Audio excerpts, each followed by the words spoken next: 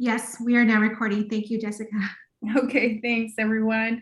Bangwinzi, good morning to all of you, and a big masicho to Chief Mike Williams, my good friend, mentor. I miss seeing you in person, and hopefully when COVID's over, we can all connect once again in person, and that will be a wonderful day when we're free to do that.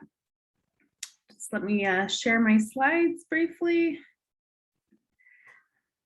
So today the title of my talk is For the Love of Our Lands, Waters, and Animals, Tribal Stewardship as a Key to Sustainability. To begin with, I just want to do a land acknowledgement. I live and reside, work on the traditional homelands of the China Hultani, the Lower Tanana here in Tanan, which is the Gwich'in word for Fairbanks. It's this peach colored circle here in the middle. And wherever we are in the world, we reside on either, indigenous lands that were previously occupied, currently occupied, but due to history and federal policies aimed at removing Native people. Many Native people have moved throughout the United States, but wherever we are on Indigenous land. So I invite you all in the chat box to say your name and where you're from and the traditional homelands of the Indigenous people, the name, if you know it. If not, that's okay, but just something to be mindful of. I also want to recognize in this beautiful language map by the Alaskan Native Language Center, all of the different language families here in Alaska. And within these language families, there's many, many communities and dialects and rich histories. So much of our culture and ways of knowing and being are embedded within the languages that we speak. And we know, or if we don't know, a lot of assimilation policies aimed at taking our languages, but we are reawakening them. And I am hopeful for the future as there's a hunger amongst our young people to reclaim that part of themselves. So I like to share this language map. It's a beautiful depiction of the richness of our cultures and also acknowledges Indigenous peoples throughout Alaska and Canada. I also want to come into this work as my whole self, and being who I am, which I'll introduce myself in a minute. I want to say that I come to this work in full recognition of the colonial harms of research and seek to really transform that extractive nature of research and harm that has been done against Indigenous peoples across the world. As a researcher, I feel like it's really important to say that. And I also want to honor the intellectual guidance of the elders and mentors in my life, including Otna Elder Wilson Justin, Yupik Elder Chief Mike Williams, and the many cultural leaders, culture bearers throughout the state of Alaska who have fundamentally shaped the work that I do. There are so many to name, but they come from all over Alaska and have really been so instrumental in providing their knowledge, their expertise in the work that I do. And I am forever thankful and express deep gratitude. So who am I? I'll start in my language. Shojri Jessica Blackoji Gwich'in Gotsan Ifika Tanan Gwichi Shahan Marlene Chiti Bill Shitsud Shitsi Sarat Isaac John Gwich'in Gotsan Hisha Shigi Nai Aurora Shaote Danny Bajranko Gotsan Hisha. In my language, I said, good morning. My name is Jessica Black. My family is from Gwich'in, Fort Yukon, and I live now in Tanan, Fairbanks, Alaska, on the traditional homelands of the Lower Tanana. My mother is Marlene, and my father is Bill, and my grandparents are the late Sarah and Isaac John of Fort Yukon. And my partner, Danny, is from Arctic Village, Vajrako, and we have a daughter, Aurora. And These pictures depict some of my family life. I was very fortunate to grow up in a very large extended family. Both of my great grandmothers were alive when I was born and very, very instrumental in shaping my life. I pretty much grew up at fish camp. That's me in the lower right. You could see me putting my hands in my pocket, or upper right, I should say, with my great auntie and our large extended family. And we have continued this way of life well into the future. The Yukon River is our lifeblood. It is where our salmon return to spawn and have their own babies. And it is a beautiful watershed that many other tributaries feed into it. So I always say the Yukon River is our lifeblood. It is what keeps life moving within our culture and within our large extended family, which includes our animal relatives and our human relatives, all the way up to the headwaters in Canada. Growing up in a fishing family, I guess I just didn't realize how blessed I was growing up to be raised that way. I just remember a lot of hard work, and we couldn't wait till it was done so we could go back to town and be kids. But looking back now, I realize how incredibly rich and blessed we were to grow up that way, because growing up at fish camp with our large extended family really allowed us to be grounded in our Indigenous values and also just understand the importance of our culture and our way of life, and water, the importance of the river and everything that it provides for our large ecosystem. So this upbringing has really helped me to navigate not only the challenges in life, but to look back and think about how positive these experiences were in my life, to be with my family for, we'd go to camp for at least 6 weeks, and if not more. So we usually come first, get ready, and then we have the Chinook run, and then we have where we're at. We don't get as many fish as other parts. So like, in different parts of Alaska, different fish go to different places. So in Fort Yukon, we get the Chinook run, and then we get the early fall chum and the late fall chum. So we fished for Chinook in the early fall chum, and then the later fall chum, the dog mushers would get late fall chum for their dog teams for the winter. So this is the way life was. A lot of hard work, a lot of family time, and looking back, I think about it longingly just because of how much things have changed. Educationally, in my bio, Claire shared a little bit. I have my bachelor's, master's, and PhD in social work, which is probably interesting to many of you, wondering what is the connection here.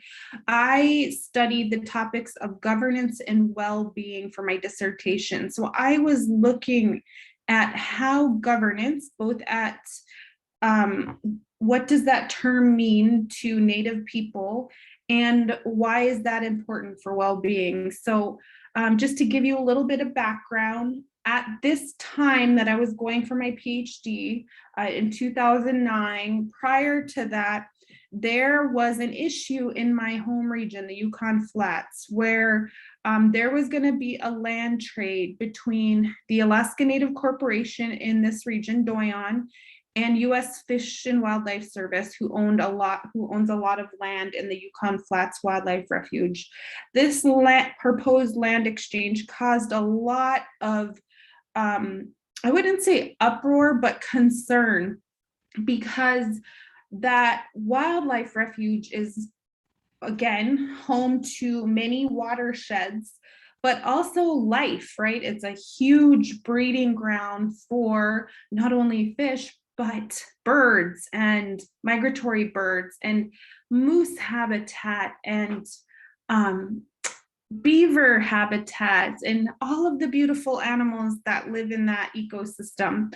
So a lot of the local population in the Yukon Flats was concerned that if this land trade went into place, that the ecosystem would be impacted by development negatively. So there was a lot of public comment, and it was hard because the Yukon Flats is also, like many places in rural Alaska, where there is a lack of jobs. So, you know, there were people in my region who were in support of the land trade because they wanted the jobs that came with it. This is nothing new. If you look around the state of Alaska, this is often comes up. It's this tug of war between, you know, living our values and protecting our land and environment, and also experiencing some poverty in terms of, you know, not a lot of jobs and wanting to support your family along with the high cost of living. So this issue was front and center. It was hitting all the newspapers. There was a lot of public comment, and I was reading about it every day, really interested in it. And that's what really inspired me to go for my PhD, because I was very interested in studying these type of things from a human perspective and getting people in my own communities involved, getting their voice heard. And I was very much guided by my elders who were some passed on and are strong proponents of tribal governance and our ability to make decisions that intimately impact us and our well-being. So that was the inspiration for my research. Now, a few terms that I'm sure all of you are familiar with, so I don't want to read these definitions, but when I was looking at the intersections of governance and well-being, I was really coming at this work from a strong inherent sovereignty tribal governance framework. So I was building off the work of Native nations, where they define governance as the tools or the instruments that Native nations use to address and solve problems they are facing. Whereas well-being, I was looking at it from a more holistic lens. So not necessarily looking at it from the United Nations perspective of health, education, income, although those things are important. That work is, you know, really looking at cross-country comparisons. I was looking at it more from this Indigenous perspective. What is it that keeps us well? And I fundamentally believed from my upbringing and from what my elders shared that our way of life, which is called subsistence, but I don't think that word adequately describes what it is we feel when we live our way of life. I was looking at elements of spirituality, working together, taking care of one another, our values, really. So that was a little bit about my dissertation work and what led me to this place. I also want to say that I recognize the long-term stewardship of land and natural resources by Alaskan Native people. It has been documented, if you will, by Western science, but we know as Native people through our stories and just how beautiful the land has been that we have always been stewards of it. These pictures depict some of this bottom right picture, and they all come from the Alaska State Library, so I want to recognize their beautiful work. But this picture in the bottom right, look at all that fish, that beautiful fish, and look at how happy all those young men are.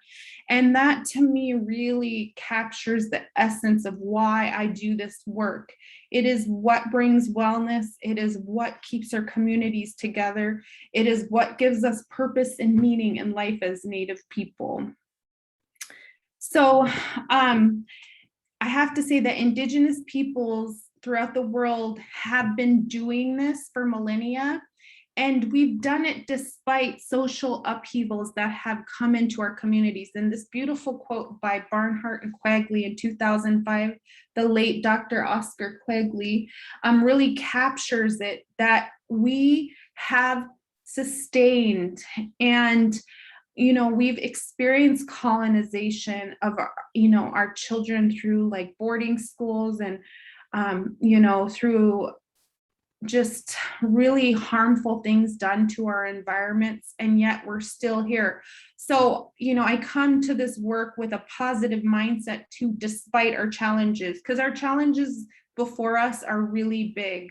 And there's a lot of quotes in here, and Claire and Clarita, I will share this with you after so people can read it more fully, because I just don't have the time to read through everything. But, we have such a deep, intimate respect for our land and environment. And when we are unable to fish, when we don't have a say over what happens to our watersheds or our animals, we feel a deep void in our hearts, and the land and animals suffer too. We are so interconnected. So we have this deep relationship that cannot it's suffered under colonial policies, but it's one that is so strong that it keeps us fighting for our rights, our inherent rights as Indigenous people, our human rights. And we think of the next 7 generations as we do this work. But we have a lot of challenges before us. Our current legal landscape in Alaska is just so complex. This map is of the Bristol Bay area. My previous student, Alexandra Salmon, shared this map, and I always found it useful because it really shows you the complexity. The different colors represent who manages what and whose land it is.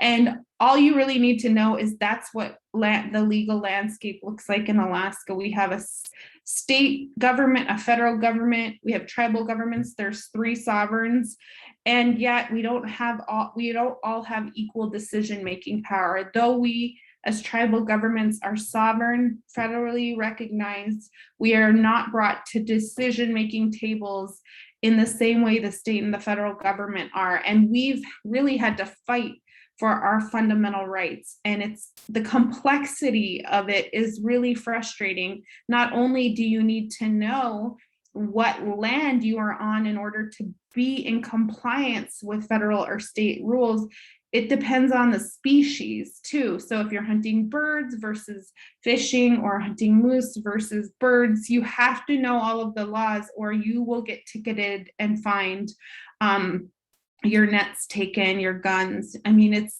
it's a really complex system that is unforgiving and really needs to be fixed. And yet we have, other challenges while we're balancing the governing structures, just thinking about our waterways, as this series really focuses on water, we're so bombarded with other challenges such as climate change, mining,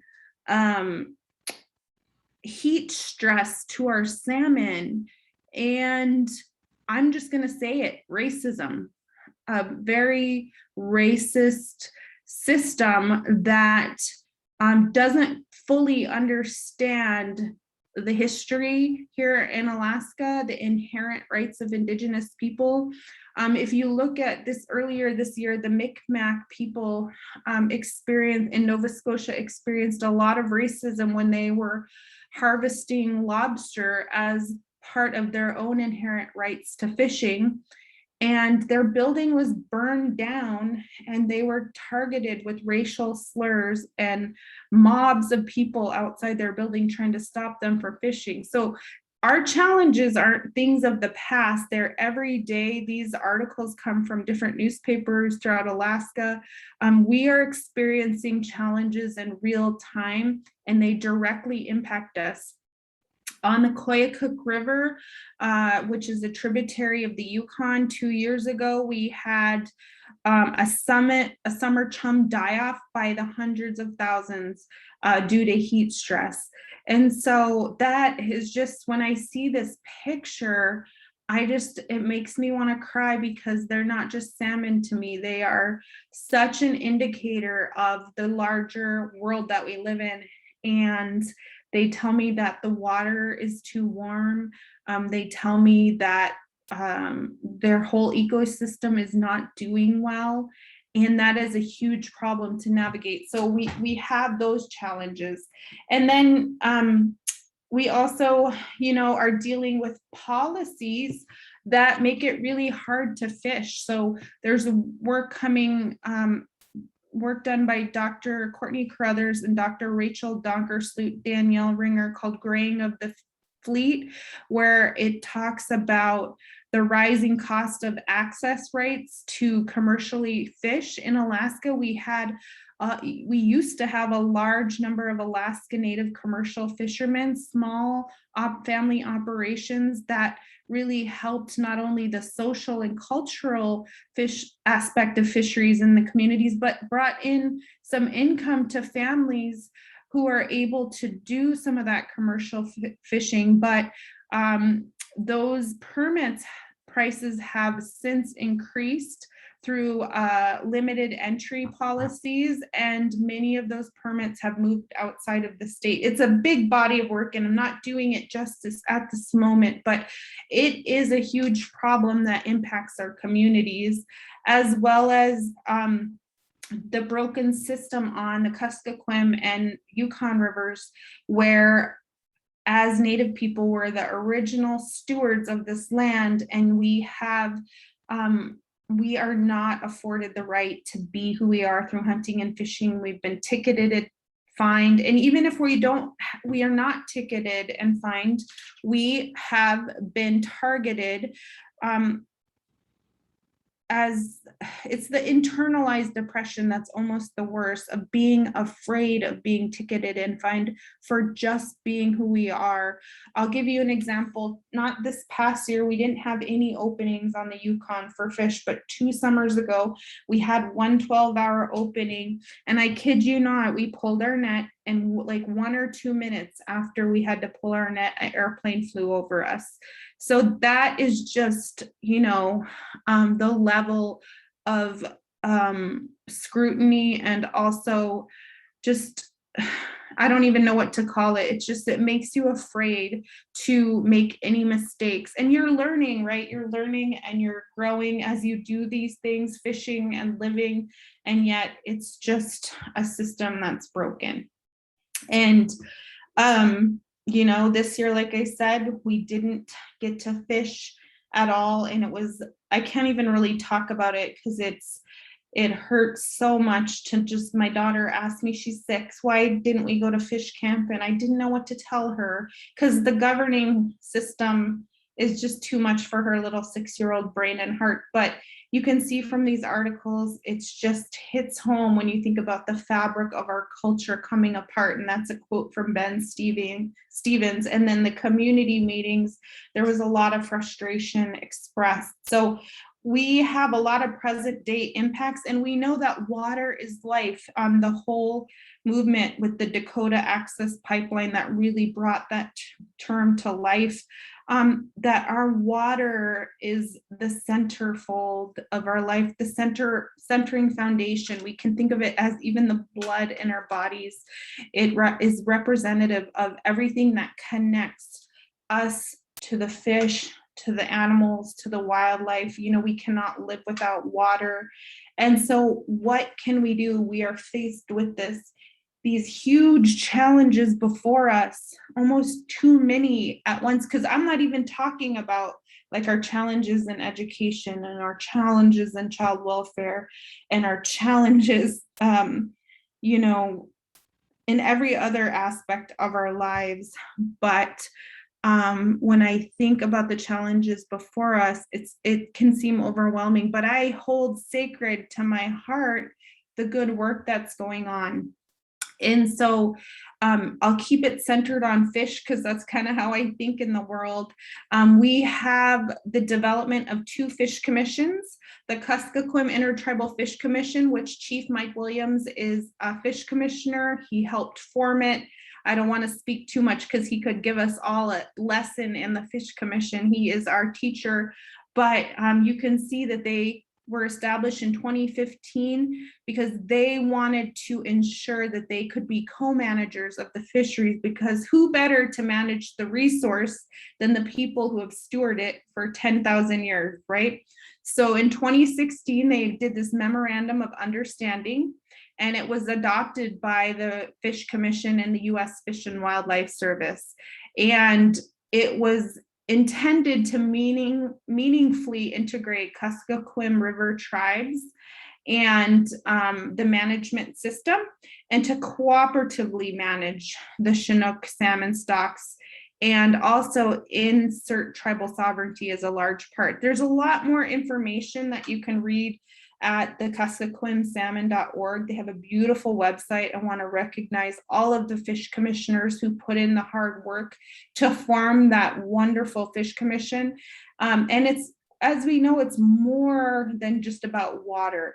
It's about everything that depends on water, including the animals and people, right? It's all holistic and integrated, but doing beautiful work. And Mary Paltola is their director, and they have a lot of fish commissioners from all along their watershed.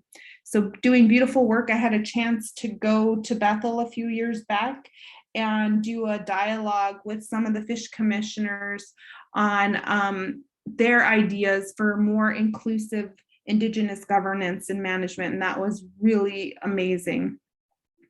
And then we have the Yukon River Intertribal Fish Commission, and here's their preamble, which I think is just beautiful.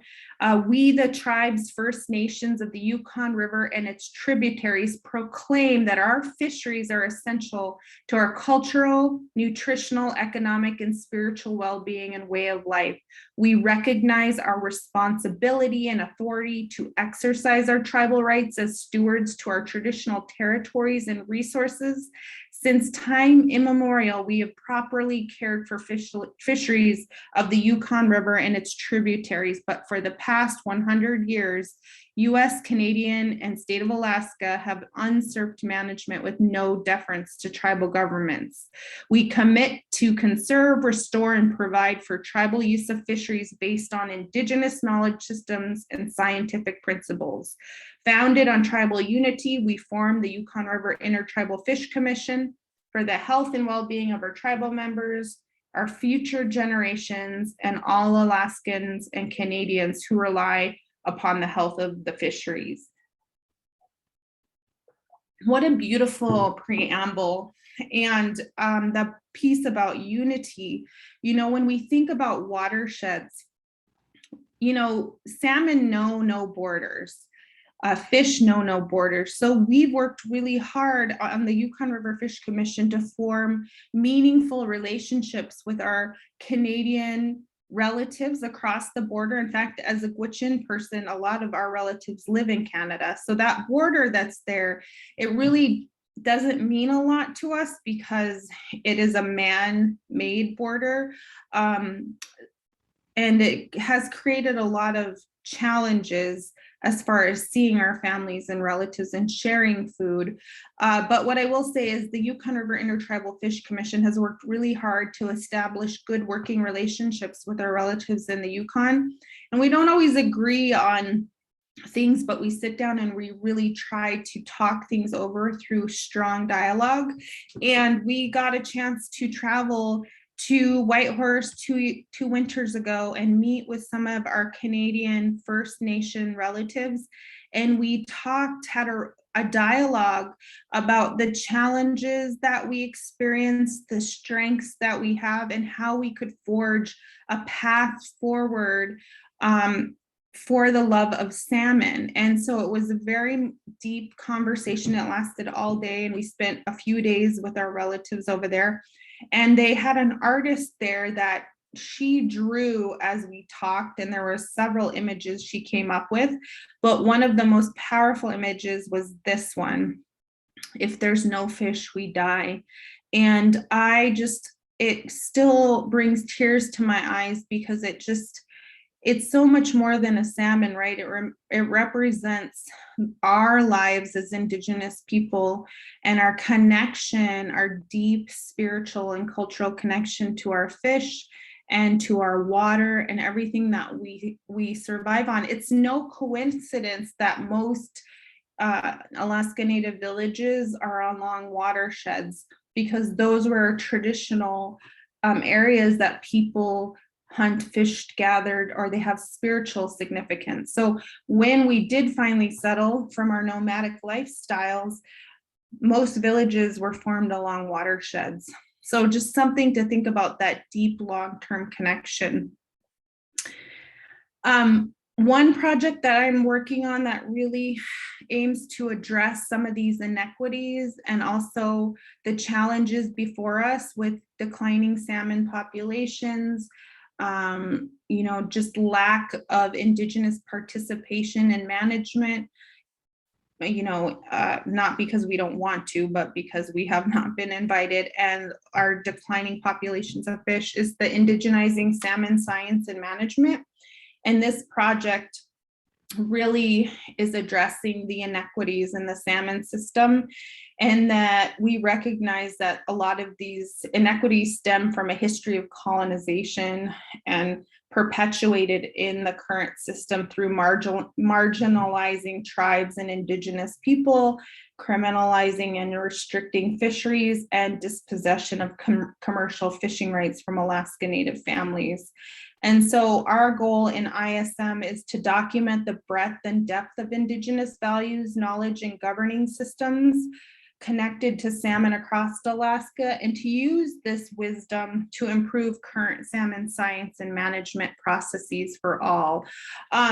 We do that through interviews, circle dialogues, and multi-generational interviews. So for example, it's my hope one day to get out to your village and do a multi-generational interview with you and your children and grandchildren about the importance of salmon and how you took care of it over time. And when we do these interviews and we do these dialogues, so much more comes out than salmon. There's talk about the health of the environment, the water temperatures, what people are seeing out on the ice and on the land. And so while salmon is the focus, it's much more than salmon. Another project I'm working on is Damamta, meaning all of us, in Yupik and Sugpiaq language. And in this program, we are working to transform Western and Indigenous fisheries and marine sciences through education. So funded by the National Science Foundation Graduate Research Traineeship, we are providing fellowships to 5 to 7 primarily Indigenous students for the next 5 years to get their master's and PhD in fisheries, and bringing Indigenous knowledge into academia as an intact knowledge system alongside Western science, not underneath, but just as important. And a lot of our students bring that knowledge with them, so we're honoring that knowledge. And this program is really important because 80% of graduates of the UAF fisheries program go on to management positions. So they're going to be the ones that are managing the watersheds and working with tribal governments and communities to better manage our fisheries. And these are some of the goals of Damamta. This beautiful drawing art was done by Abayuk Moore from Bristol Bay. We commissioned her to do our art for Damamta, and we're so happy with it. We had about 20 images to choose from, but this one really depicts what we were going for. So we are hoping to transform graduate education, provide support for the next generation of Indigenous and allied scientists and managers, and engage in decolonizing and indigenizing approaches widely across UAF. So in closing, where are we going?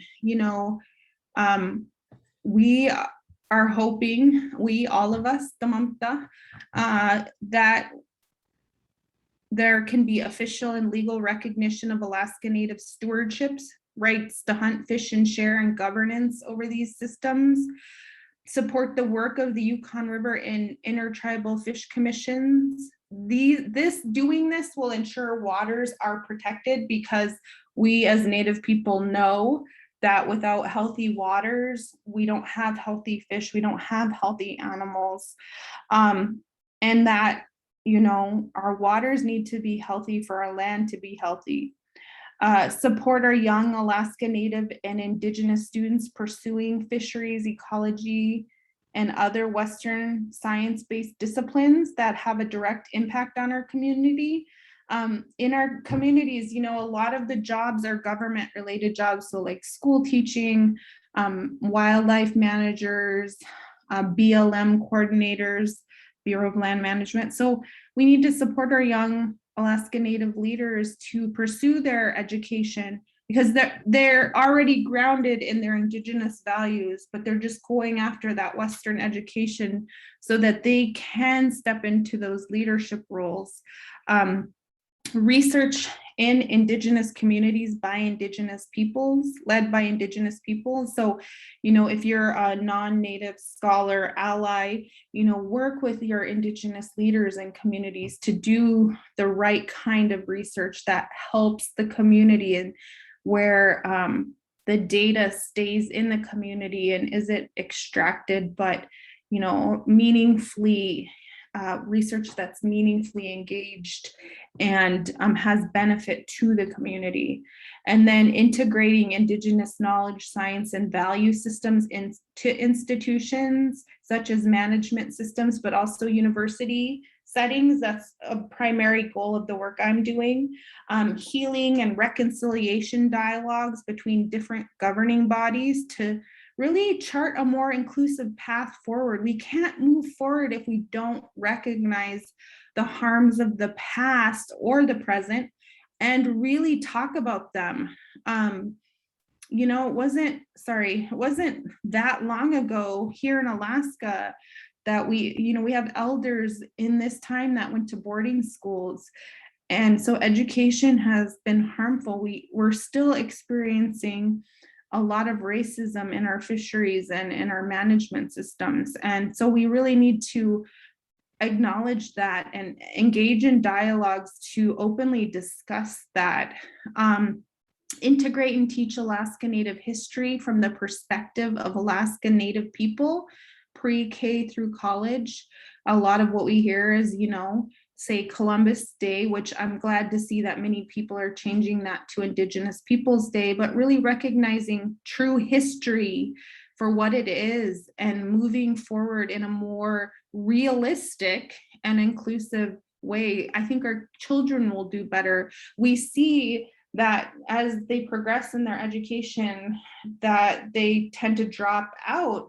Well, that's because, you know, their knowledge is not really acknowledged in the public school system. So there are knowledge. So how can we integrate that? And then for limited entry, you know, one idea is permit banking by tribes to reintegrate fishing livelihoods back into communities. So lots of ideas, but I'm more interested in what you all have to say. So I'll just end there by saying Masit Cho, thank you for your time. I hope something there resonated with you, and I'd be happy to answer questions. Thank you. Thank you, Dr. Black, for that beautiful presentation. Super powerful and just infused with a lot of beauty and heart. So, I mean, it's a huge inspiration, and it's incredible to hear you speak. Before we open up the platform for everyone to ask questions, I want to privilege the community ANC. So Chief Mike Williams and Ted, if you both have any questions, Damaris, if you have any questions, we want to make sure that we hear from you first. So go ahead and recording in progress.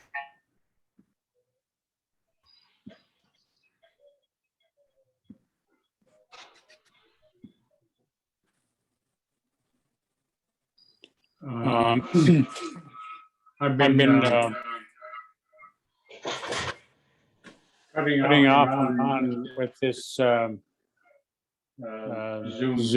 meeting. Oh, I think he's talking to someone else. Where's Mike? I see two of you. Okay, well, let's go ahead and open it up to questions from anyone in the audience.